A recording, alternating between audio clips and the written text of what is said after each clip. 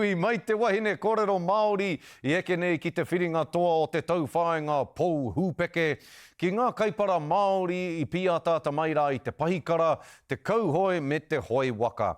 I waiwai para huti a Harata Brown ki te kohi kōrero I ngā kaipara o te kapa o Aotearoa, Māori mai Niu Tīrini mai I Parī. Me te pātai atu ki a rātou katoa, e pēhe ana te haere I tēnei wā. Kia tahuri ake tātou ki tāna pūrongo. Ko te take kei mua ahau I te taiwhanga nei o Stade de France, ko te mea ke kātahi anō ngā wahine kaipara tūtoko.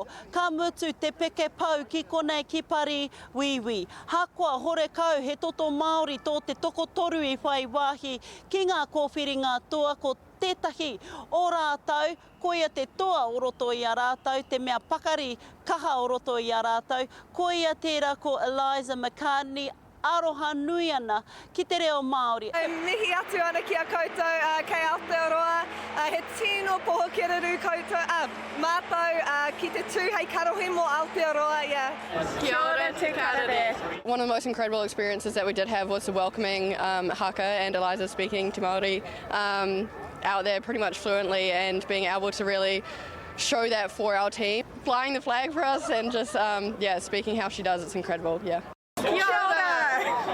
Mai te tūtoko ki te kake pahikara, kua whakahoki mētera mai, te kapa wāhine he hiriwa, ko te kapa tāne tērā I tai tuarima mai. I roto I tērā kapa tāne ko tētahi uri Māori, ko tana ingoa, ko Keegan Hornblow. Anei ana kupu ake I muri I tāna rehi whakamutunga ki konei ki Parī wiwi.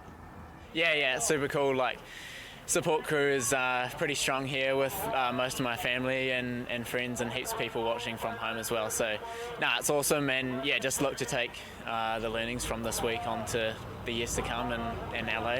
Ko tētahi ingoa Māori I rāngona ki te punawai kaukau ko Taiko Torepe Ormsby, uri o Ngaitahu uri o Ngāti Maniapoto. Anei ana kupu ake I mua I tana hokinga atu ki te kāinga.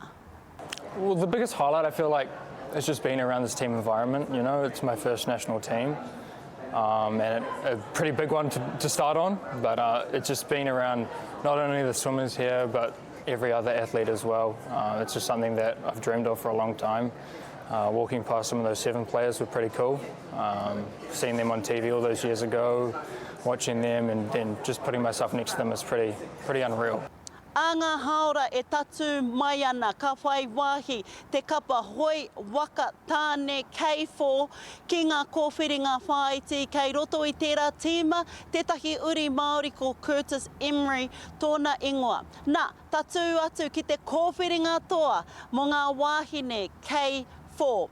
Ko ia tērā te toa o Rimipia o ngā toa o Rimipia mai Aotearoa uri no Ngāti Parau, ko ia ko Lisa Carrington, rāua ko Olivia Brett, ngā wāhine Māori kei roto I tērā o ngā tira. Nō reira, ka aro te titiro aine ake ki ngā wai o Parī.